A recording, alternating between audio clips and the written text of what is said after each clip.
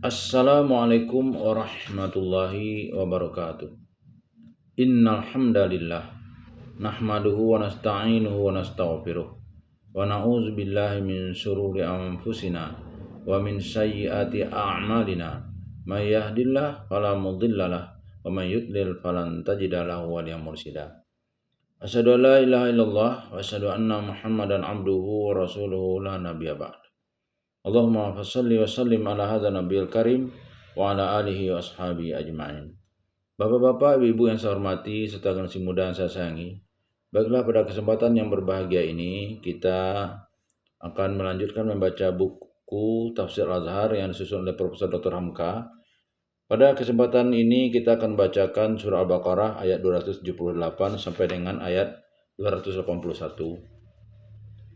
Masih pada juz yang ketiga. A'udzu billahi minasy syaithanir rajim. Bismillahirrahmanirrahim. Ya ayyuhalladzina amanu taqullaha wa dharu ma baqiya minar riba in kuntum mu'minin. Fa in lam taf'alu fa'dhanu biharbin minallahi wa rasulih wa in tubtum falakum ru'usu amwalikum la tazlimuna wa la tuzlamun.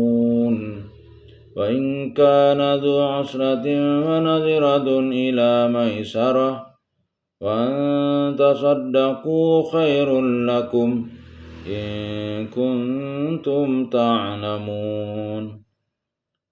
Wattaqu yawman turja'una fihi ila Allah thumma tuwaffa kullu nafsin ma kasabat wa hum la yuzlamun.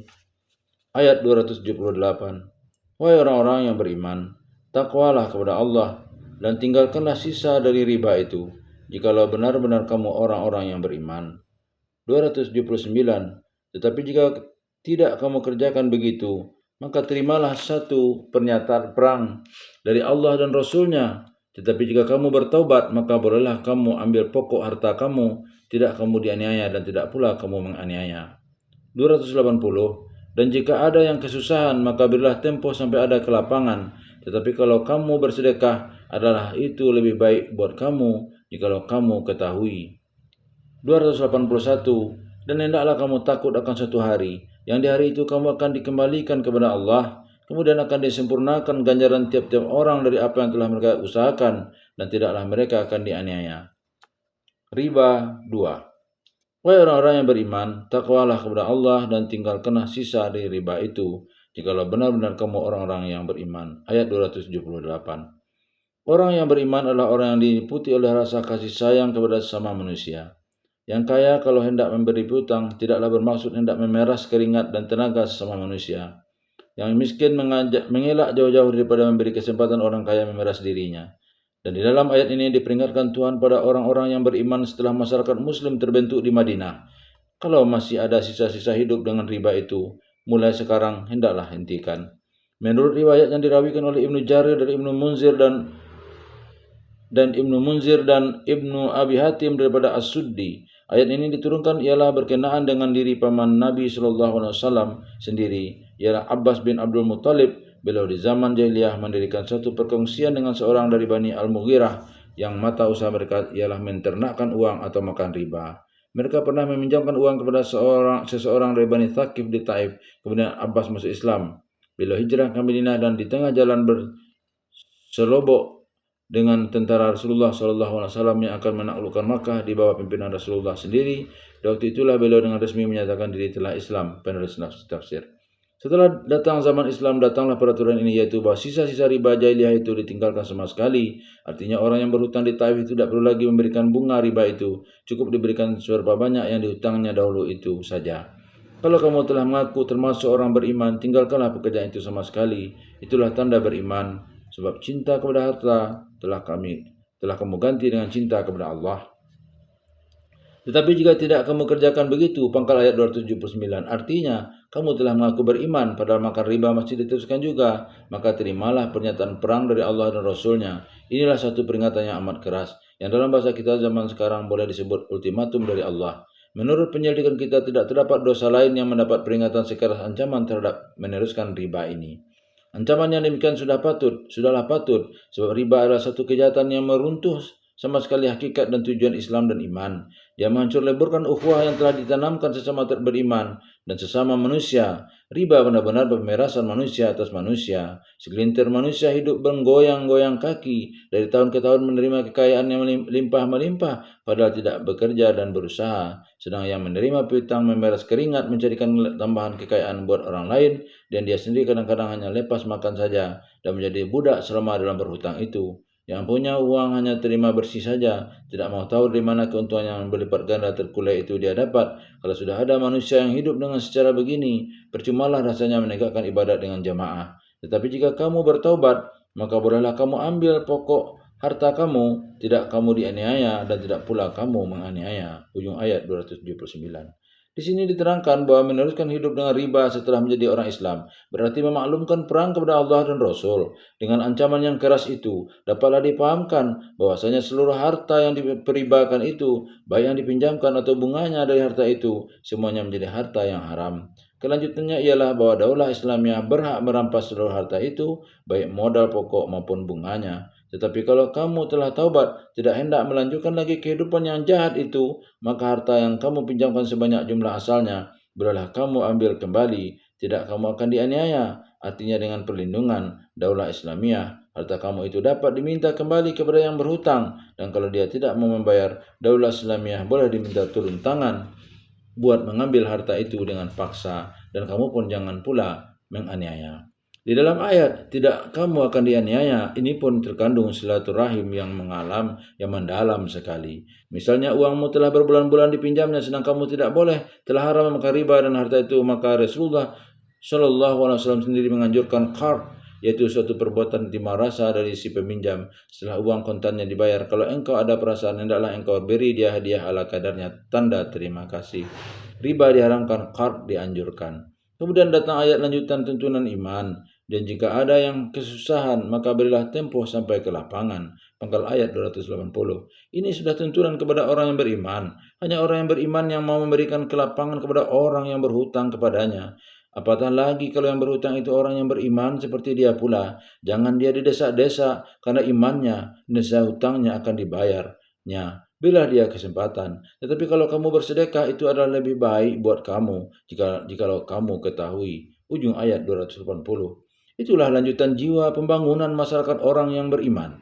Alangkah baik dan mesranya jika seseorang yang berhutang datang meminta maaf dan mohon diberi tempo agak sekian bulan, lalu disambut oleh yang memberi hutang dengan perkataan, hutangmu itu telah aku lepaskan, engkau tidak berhutang lagi. Ayat berkata bahwa cara begini jikalau kamu pikirkan adalah amat baik bagi dirimu sendiri. Dengan demikian kamu telah menaikkan tingkat budimu yang akan berkesan dalam jiwamu sendiri, menjadi dermawan dan mengokohkan ukhuwah dengan yang diberi hutang.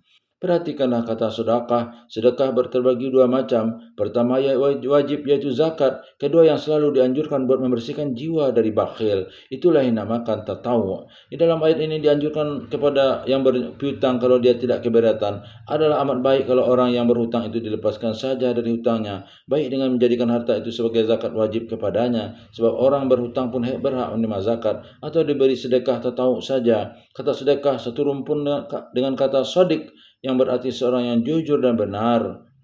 Satu rumpun dengan kata sadiq yang berarti seorang yang jujur dan benar. Sayyidina Abu Bakar diberi gelar as-siddiq karena dia membenarkan Rasulullah dengan segala kejujuran hatinya. Oleh sebab itu as-siddiq adalah orang yang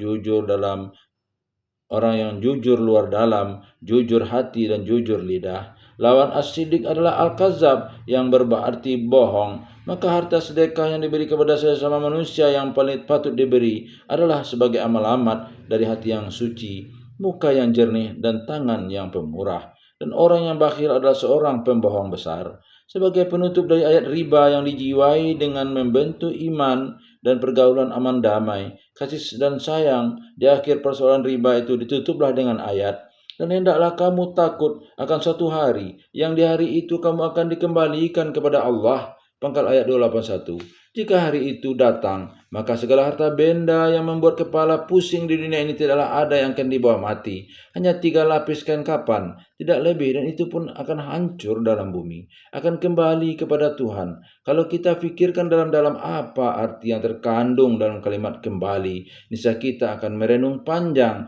Orang yang kembali ialah orang-orang pergi meninggalkan tempat bermula, lalu dia kembali pulang. Kalau dipikir-pikir dari segi lain, kita kembali mungkin tidak ada, sebab Tuhan selalu dekat kepada kita.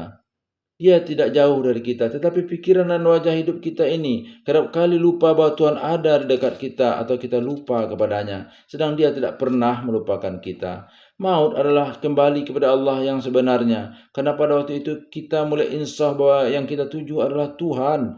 Hanya kemewahan hidup dan harta benda dunia ini juga yang kerap menyebabkan kita lupa. Kemudian akan disempurnakan ganjaran tiap-tiap orang dari apa yang telah mereka usahakan. Artinya bahwa setelah kembali kepada Tuhan itu, setelah meninggalkan dunia dan masuk ke dalam alam akhirat, akan datanglah waktu perhitungan. Perhitungan itu amat sempurna dan amat teliti, dikaji satu demi satu, dipertimbangkan mizan mana yang lebih berat, amalan yang baikkah atau amalan yang buruk, dan tidaklah mereka akan dianiaya. Ujung ayat 281. Tuhan tidak akan berkepentingan dalam penganiayaan, sebab orang yang menganiaya ialah kerana dia mendapat keuntungan daripada menganiaya itu. Dengan sifat Rahman dan Rahimnya, Tuhan bergembira sekali dapat memberikan ganjaran dan pahala kepada orang yang berbuat baik. Sebab itu kalau iman telah tumbuh dalam hati, tidaklah mungkin seorang mukmin mencari keuntungan dengan merugikan orang lain. Sehingga ujung ayat perkara riba ini pun adalah perbandingan yang dalam di antara kasih Tuhan di akhirat kelak kepada hambanya dengan kejahatan tukang makan riba yang menggaruk keuntungan dengan memeras keringat orang lain.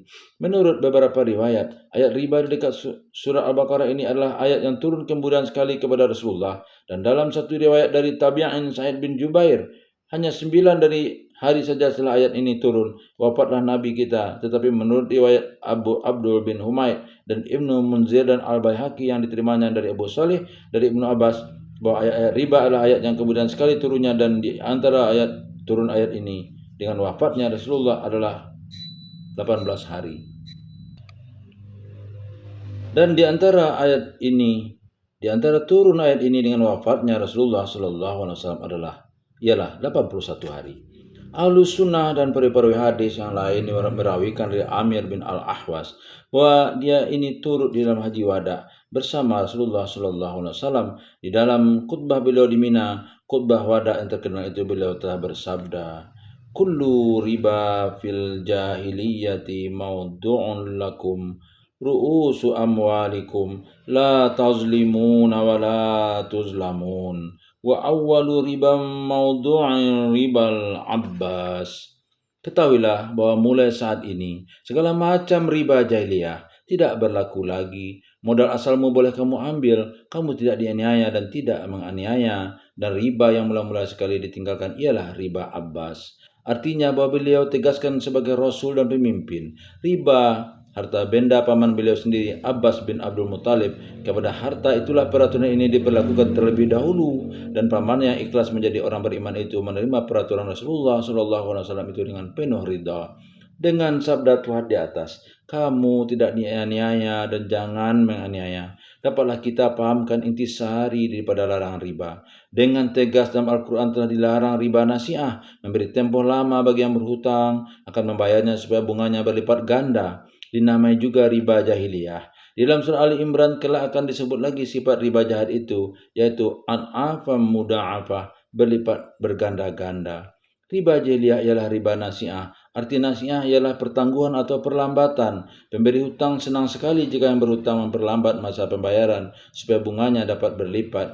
Hutang 100 karena diperlambat menjadi wajib bayar 200. Kalau diperlambat juga menjadi 300 karena diperlambatnya, maka keuntungan yang diperdapat oleh si pemberi hutang itu ialah apabila bertambah lama pembayaran, sehingga dia menjadi ad'afan muda'afah. berlipat ganda. Inilah satu pemerasan yang luar biasa kejamnya. Yang kerja keras membanting tulang ialah yang berhutang, sedang yang memberi piutang menerima bunga lipat ganda dalam duduk senang-senang. Sesudah itu disebut riba fadal, yaitu segala pembayaran yang dilebihi oleh yang membayar lebih banyak daripada ukuran atau timbangan barang yang pertukarkan. Misalnya hutang 10 dibayar 11, hutang 1 karung beras dibayar 1,5 karung dan seterusnya. Sebab cara yang demikian juga termasuk pemerasan, tidak lagi pertolongan. Banyaklah pembincang ulama tentang soal riba. Arti riba itu sendiri ialah tambahan. Kita telah menamainya bunga. Lantaran arti riba ialah tambahan, maka baik tambahan lipat ganda maupun tambahan 10 menjadi 11 atau tambahan 6% atau tambahan 10% dan sebagainya tidak tentu terlingkung dalam riba juga. Oleh sebab itu susahlah buat tidak mengatakan bahwa meminjam uang dari bank dengan rente sekian adalah riba. Menyimpankan uang dengan bunga sekian artinya maka riba juga. Cuma ada sedikit saja yang menjadikan ringan, yaitu bahwa sebagian ulama mengatakan haram riba ialah riba nasiah atau an'afan muda'afah tadi. Barang siapa yang berbuat begini, bersedialah menerima ultimatum perang dari Allah dan Rasul. Adapun riba fadl dipandang haram ialah sebagai saddun lidzari'ah, artinya menutup pintu bahaya yang lebih besar. Menjaga jangan ada yang dianiaya dan jangan ada yang menganiaya, sebagai yang disebutkan ayat tadi. Sampai juga perbincangan para ulama tentang membayar dinar dengan dinar atau dirham dengan dirham dalam kesamaan timbangan atau sama beratnya. Bagaimana membeli perhiasan emas dengan emas? Di sini ada kelapangan diberikan mereka, yaitu perhiasan itu mempunyai ukiran dan hiasan sendiri yang kadang-kadang nilai untuk mengerjakan ukiran itu lebih mahal daripada barang itu sendiri. Itu tidaklah mengapa. Sebagai seseorang yang telah mengaku beriman kepada Allah, janganlah kita memandang enteng riba ini. Apalah artinya mendapat keuntungan harta benda yang banyak kalau iman kita akan tergadai lantaran itu. Al-Baihaqi dan Al-Hakim pernah meriwayatkan sebuah hadis Rasulullah SAW yang mereka terima dari riwayat Ibnu Mas'ud. Lirriba salasatu wa sab'una baban aisaru mislu ayang kihar rajula ummahu wa inna arbar riba aradul muslim.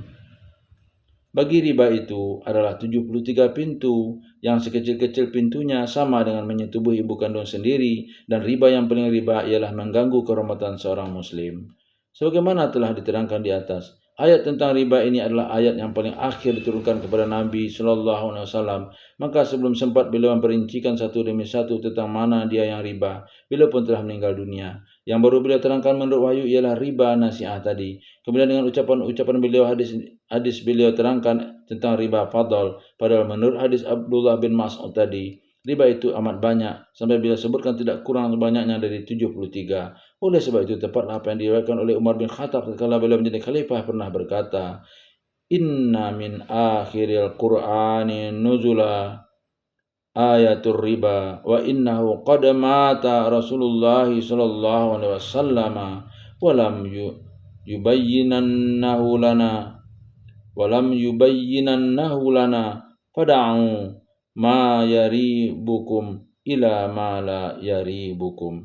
Sesungguhnya Al-Quran yang terakhir sekali turunnya ialah ayat riba, dan Rasulullah SAW telah wafat. Padahal belum seluruhnya beliau terangkan kepada kita. Oleh sebab itu, tinggalkanlah mana yang menimbulkan keraguan di dalam hati kamu, dan pilihlah apa-apa yang tidak menimbulkan keraguan. Di zaman sekarang kita terpaksa menerima susunan ekonomi yang bersandar kepada bank.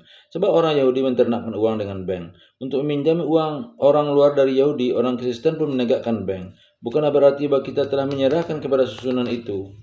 Kita masih menuju lagi kepada tujuan yang lebih jauh, yaitu kemerdekaan ekonomi kita secara Islam. Dengan dasar hidup beriman kepada Allah, perjuangan kita belum selesai sehingga begini saja. Kita wajib meyakini konsepsi ekonomi Islam dan tetap bercita-cita mempraktikkan di dunia ini. Pemimpin Islam Indonesia yang besar, almarhum Haji Umar Said Cokro Aminoto, pernah mengemukakan suatu ide atau cita-cita tentang apa yang namanya bank sedekah. Beliau memandang bahwasanya peraturan bank yang diterima di zaman modern Eropa itu dapat kita terima. Kita pun mendirikan bank, tetapi modalnya bukan dari orang-orang kaya yang menyimpan uangnya di dalam bank, melainkan dari satu bagian daripada zakat, terutama sabilillah. Zakat-zakat dari orang beriman dikumpulkan untuk modal dari bank itu, dipinjamkan kepada orang-orang yang memerlukannya dengan bunga yang tipis dan pantas. Keuntungan bunga itu dipergunakan untuk membangun sabilillah. Tetapi ide yang beliau cetuskan itu sebelum sampai diperbincangkan menurut hukum agama dan ulama-ulama Islam dan ahli-ahli ekonomi Islam. Beliau pun meninggal dunia sehingga terbenamlah konsep tersebut dan tidak dibangkit-bangkit orang lagi. Sebaiknya pikiran pemimpin besar Islam itu yang beliau keluarkan kira-kira 50 tahun yang lalu ditinjau kembali oleh ahli-ahli ekonomi Islam. Sungguh pun demikian, namun pesan penting dari Sayyidina Umar bin Khattab tadi. Sebagai orang mukmin wajiblah kita perhatikan, yaitu meninggalkan yang meragukan dan memilih mana yang tidak meragukan. Billahi taufiq wal hidayah. Wassalamualaikum warahmatullahi wabarakatuh.